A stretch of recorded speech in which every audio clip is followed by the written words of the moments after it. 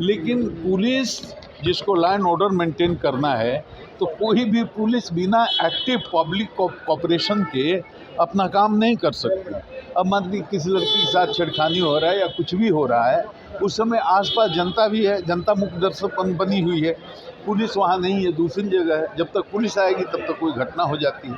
तो जनता को सक्रिय रूप से सहयोग करना चाहिए। और मैं बार बार कहता हूँ कि आपके प्रदेश के जो डीजीपी रहे हैं, वो मेरे साथ एसपी भी रहे हैं, वो मेरे साथ डीआईजी भी रहे हैं, वो मेरे आईजी भी रहे हैं, मेरे एडिशनल डीजी भी रहे हैं। तो हर कैपेसिटी में उन्होंने मेरे साथ काम किया लंबा 25 साल, तो मैं जानता हूँ। तो मैं ये कह सकता हूँ कि आपको बेस्ट डीजीपी मिला है और पूरा सिस्टम में अब बहुत सारी चीज़ें हैं, बहुत सारे दोष हैं, उसका खामियाजा भुगतना पड़ता है। लेकिन पब्लिक को भी आगे आना चाहिए, पुलिस की मदद करनी चाहिए, आपस में संगठित होकर के अपराधियों का विरोध करना चाहिए। यह तो आप मानेंगे बिहार में काफ़ी सुधार हुआ पहले से।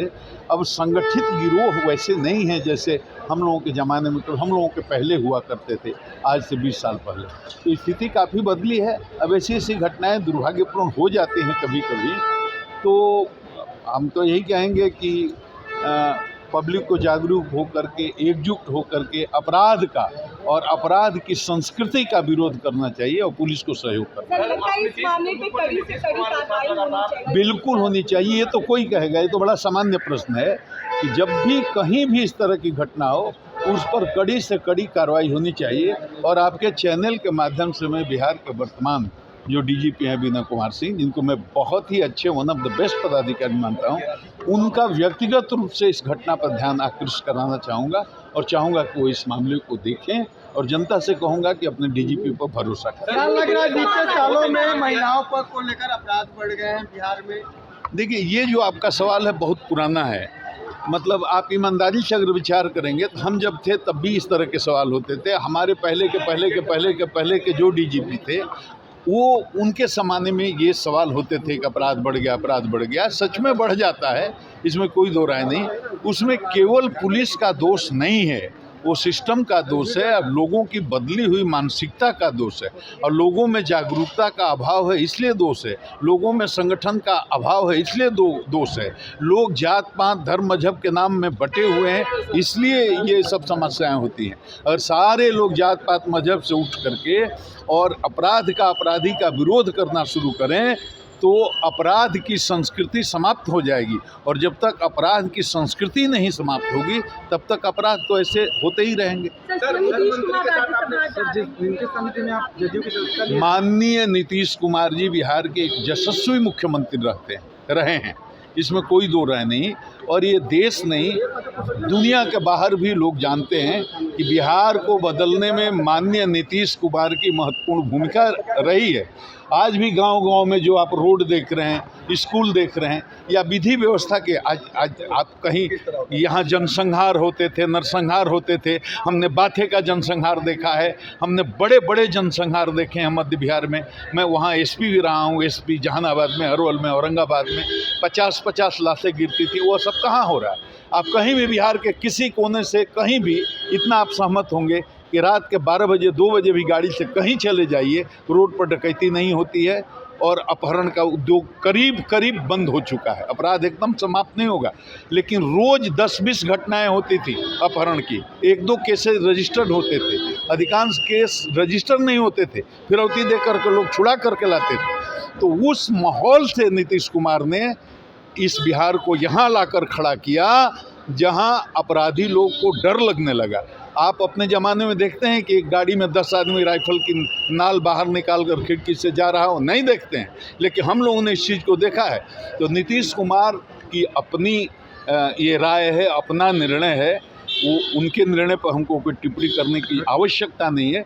लेकिन नीतीश कुमार आज तक के बिहार के सबसे यशस्वी मुख्यमंत्री रहे हैं और आज भी हैं। इतना ही। निशांत को मैं जानता नहीं हूँ, मैं कभी मिला भी नहीं हूँ, लेकिन इतना जानता हूँ कि पढ़े लिखे आदमी हैं, सभ्य आदमी हैं। राजनीतिक अनुभव उनको कितना है पिता से उनको कितनी ट्रेनिंग मिली है इसका मुझे कोई ज्ञान नहीं है, क्योंकि मैं 5 साल से सिस्टम से बाहर हूँ। लग रहा है नीतीश कुमार का भरपाई हो पाएगा उस समय तो अभी देखो ये समय है, वक्त है, कब क्या होगा ये कहा नहीं जा सकता, लेकिन नीतीश कुमार का जाना बिहार के लिए एक क्षति है। सर आप बोल रहे कि एक दिन में 20-20 अपहरण होते थे, तो खामी कहाँ थी, सरकार में या पुलिस में? देखिए अब ये एक ऐसी बात है जो माइक पर बोल दूं तो हंगामा हो जाएगा, लेकिन ये आप में से कम लोग जानते होंगे कि बिहार में अपहरण की संस्कृति एक आईपीएस पदाधिकारी ने शुरू की बेतिया से।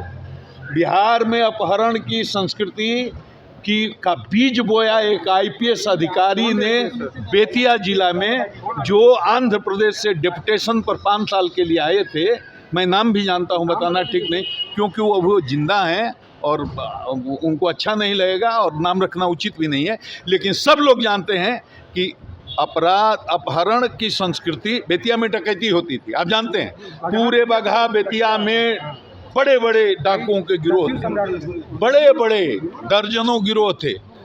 उन्होंने बुला करके उसमें संपर्क किया और लोगों को संदेश दिया कि ये डकैती करते हो। डकैती का अपराध बहुत बड़ा अपराध माना जाता था। जिस जिले में डकैती होती थी पुलिस मुख्यालय से वहाँ के एसपी के सिर पर चढ़ जाता था, क्यों डकैती हो रही है, रोको इसको। वो रोकने में नाकामयाब हुए। उन्होंने अपराधियों से एक तरह का समझौता किया और उनको ये कहा कि हमारे ऊपर बहुत प्रेशर पड़ रहा है, दबाव पड़ रहा है, डकैती करना छोड़ दो। तो क्या करेंगे, कैसे जिएंगे, कैसे खाएंगे? तो लोगों को धीरे से, पैसे वाले लोगों को पकड़ लो, पैसे लेकर छोड़ दो। और वहीं से बिहार में अपहरण शुरू हुआ। ये मैं ऑन रिकॉर्ड बोल रहा हूँ और जाइए पुराने जितने पुलिस ऑफिसर हैं सब जानते हैं। अब आप पता करिए, बेतिया में एसपी थे, नाम था उनका डैश डैश यादव, जो आंध्र प्रदेश के आईपीएस काडर के अधिकारी थे और यहाँ आए थे डिप्यूटेशन पर। अपहरण उन्होंने शुरू करवाया, ये इतिहास में है बिहार के, और धीरे धीरे पूरे बिहार में फैल गया। नीतीश कुमार आए तो उन्होंने अपहरण की संस्कृति को समाप्त किया। ये सरकार के संरक्षण में चल रहा था? मैं नौकरी में नहीं था। क्या ये सरकार के संरक्षण में चल रहा था? सरकार के नहीं, एक एसपी के द्वारा ये शुरू किया गया था। ये मैं इस बात को बार बार कह रहा हूँ, सामने से थोड़ा सा एक एसपी के द्वारा शुरू किया गया। पूरा नाम बता दो तो और अच्छा। नहीं वो आप पता